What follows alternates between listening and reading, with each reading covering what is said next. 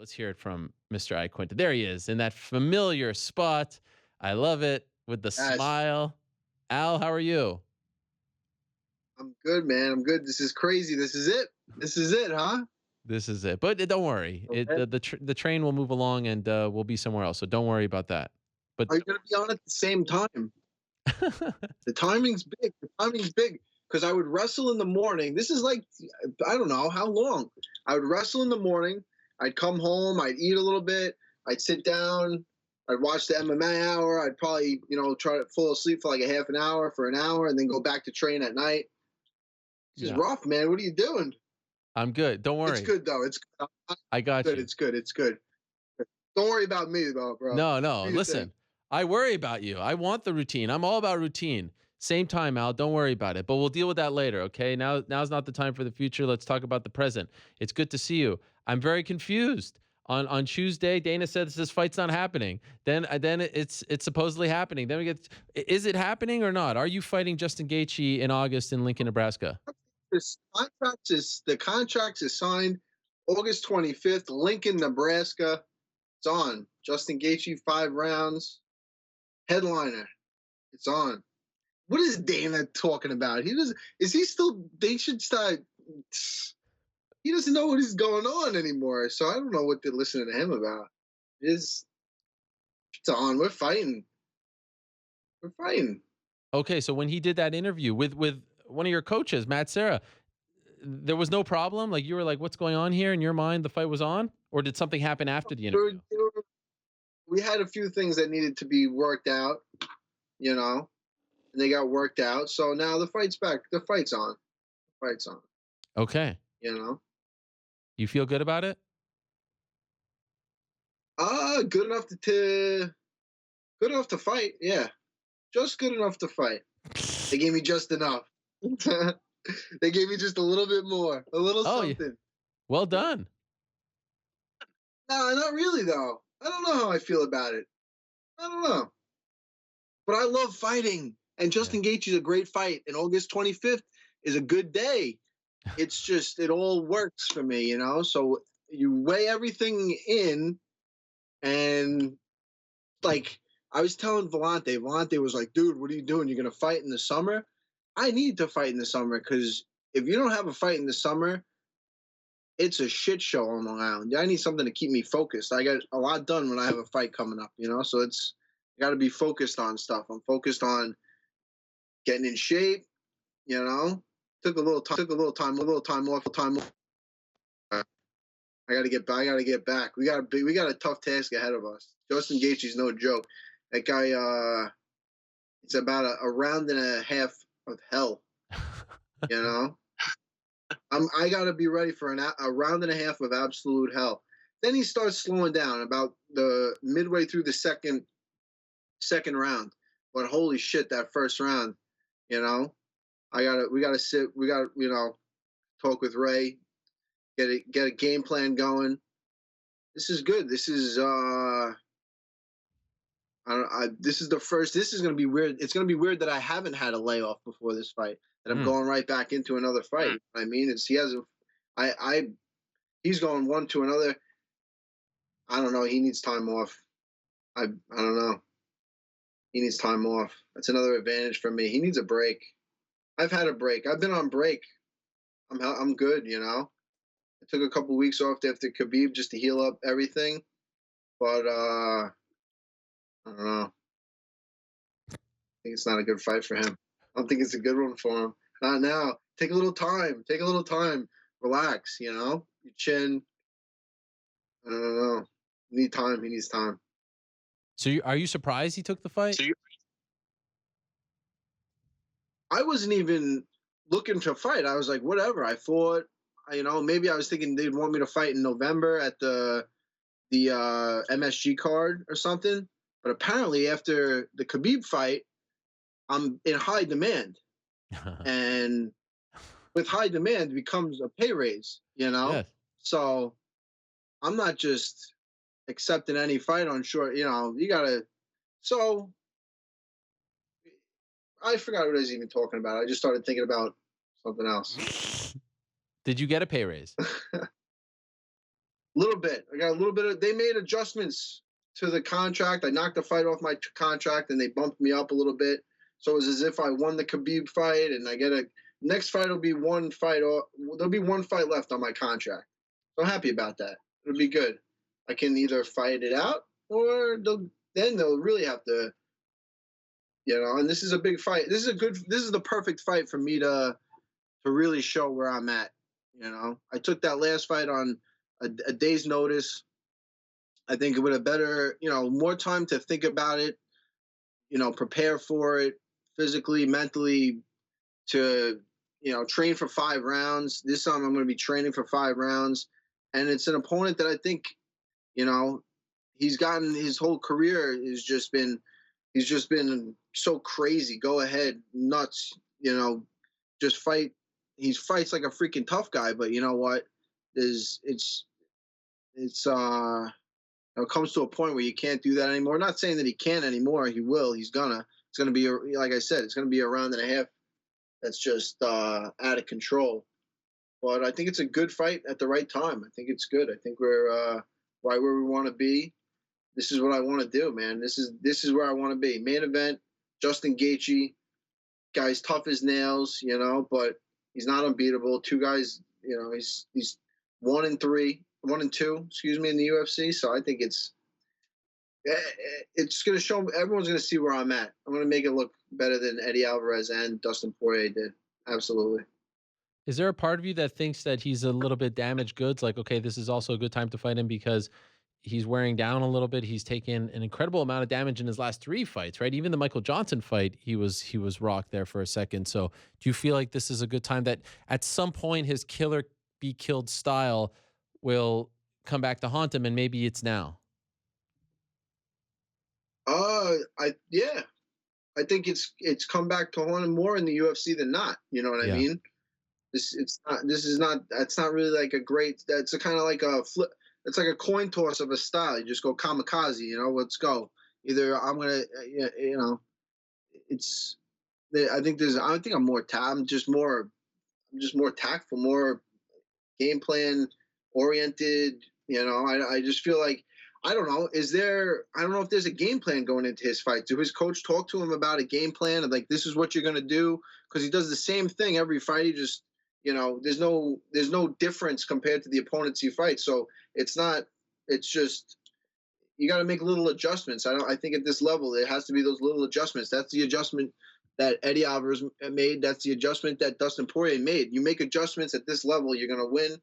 And you got to make the right adjustments at the right time. It's not just, he's got to realize, and he's not learning anything between those fights and these fights, So I got to just show that I'm on that level, and I'm better than that.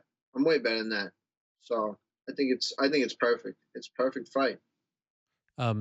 What lessons, if any, did you learn from the Khabib fight?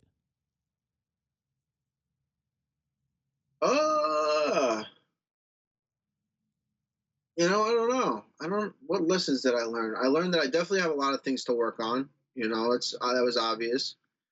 I should be the guy that goes in there on a day's notice and beats that guy. I kind of was. I really think I could compete with him in the wrestling, and I think people are gonna.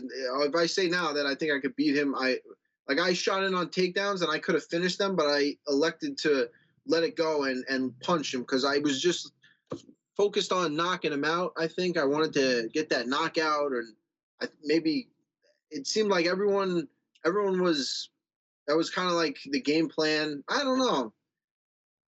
Before the fight, Wadman it was the day before. He said that I could take him down. He knows I could take it, And I was like, yeah, And then the knockout was just in my head, and I was just kind of knockout hungry. But I can compete with anybody in anything. I was just a little, you're thrown in there on a day's notice. I don't have any regrets. I did the best that I could. I really did. But I think you give me a training camp, I put it all together the way I should, and I'm right up there with everybody. I'm right up there with anybody. There's not a guy that in the UFC that I can't beat. There's not one single guy that I can't beat. I can beat every single guy. It's like you pick a pull.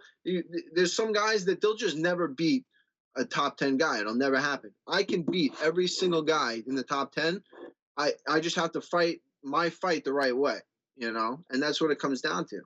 And I think Gaethje's a perfect opportunity for me to prove that. He's been in there. Well, every fight he's been with has been with a tough guy. You've seen how he stacks up with people, but he's gonna fight the same way. He's gonna come out. He's gonna throw freaking. He's gonna throw it all out there. But I just got to be content on if I gotta look. I can take a beating. I'm not. That's besides. So what is it? How's he gonna beat me? What is he gonna? He beats on you until what? And that's not even going to happen. But that's the worst case scenario. I take a beating and I come back and I freaking beat him. It's what happens. That's what's going to happen. But the best case scenario is my scenario is I go out there and I just make it look easy. Make it look easy. Train, game plan, smart, fight a good fight. And there's no reason. There's no reason it shouldn't be any other way. You mentioned that they now, knocked the fight off your contract. So after this fight, you would have one more fight. Any concern considering your affiliation with Project Spearhead that they'll try to get rid of you like Leslie Smith? Get rid of me. I don't give a shit. How about that? I really don't care. That's the difference is I don't care and they know I don't care. All the rest of the guys, they care. I don't. So I was cut me. I don't care. I don't care. I'm not, the UFC doesn't make me, you know what I mean? I make them. We make them. That's what no one understands. No one gets it from day one. Those guys that were in the Ultimate Fighter, what was it? Dana White's famous speech. Do you want to be a fucking fighter? Blah, blah, blah. Well, these guys were on the show. They didn't even know they were going to fight. And now you want them to fight for the same purse, the same amount of money that they were going to get if they didn't. They could have stopped. Everything could have been stopped there. And if they would have just said, no, I'm not fighting. Pay me more to fight. They fought because the UFC was so, I want to be a UFC fighter. If no one gave a shit back then, if everyone was like me, now I don't give a shit. Why? Pay me more to fight, to entertain everybody, to do what they did their whole career to do. No way. Done. Right? It's a fascinating topic, and it continues to be a fascinating topic. And we could talk about the TV And the deal. way I'm weighing in the morning, so. Oh.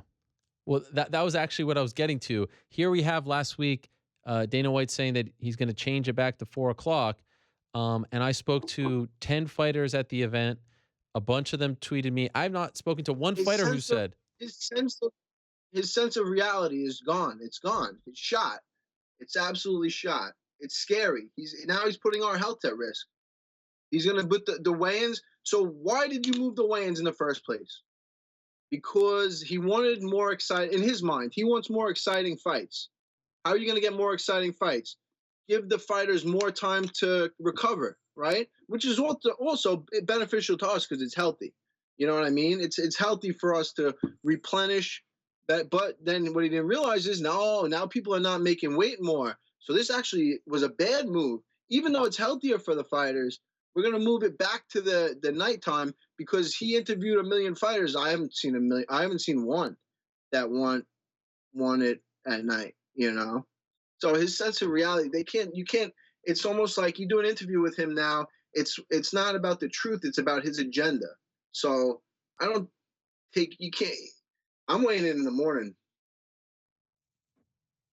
Well, if there was ever a time to come together, this seems like the first time the fighters are actually on the same page. It's like the first time the fighters are actually speaking up. This feels like well, Lorenzo kept him in check. Now that I think he's gonna run this thing into the ground,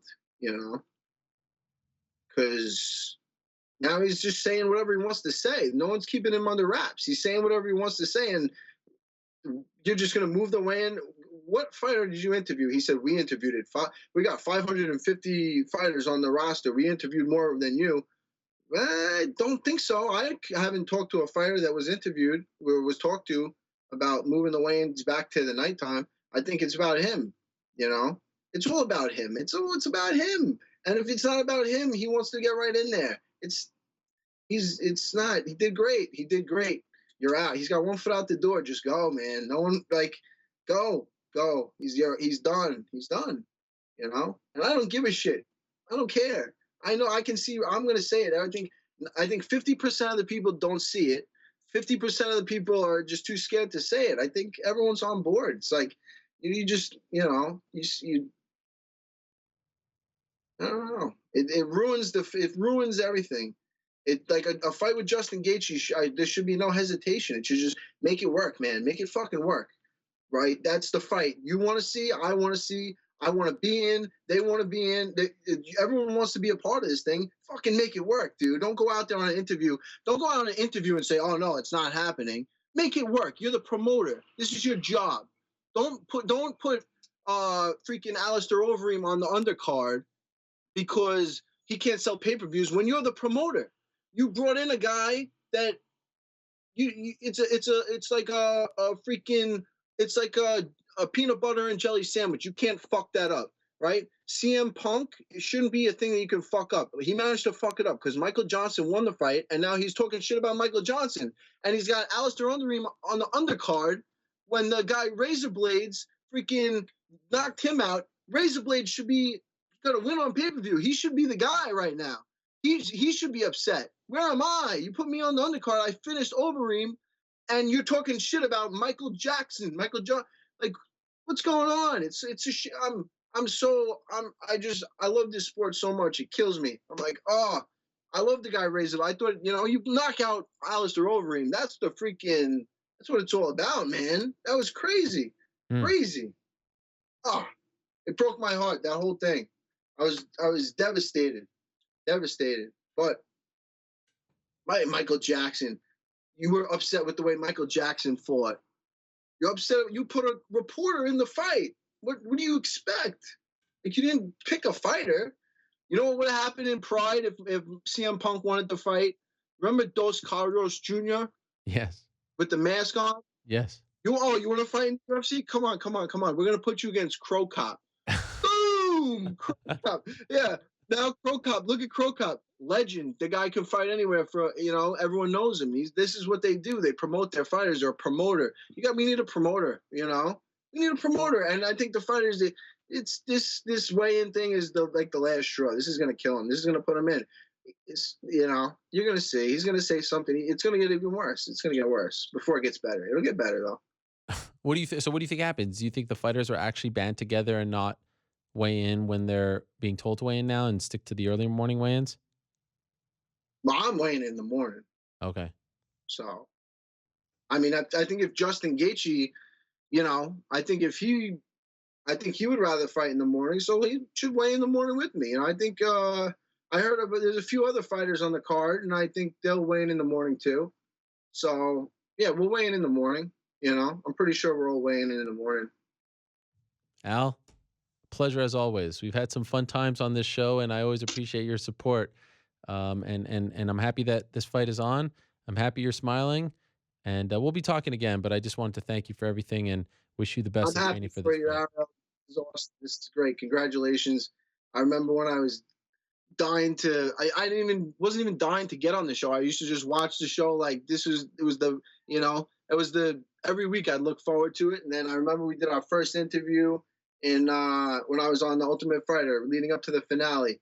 Yeah. And ever since that, we become like, we text each other about what's going on. And it's insane how things work out, man. I'm really, you've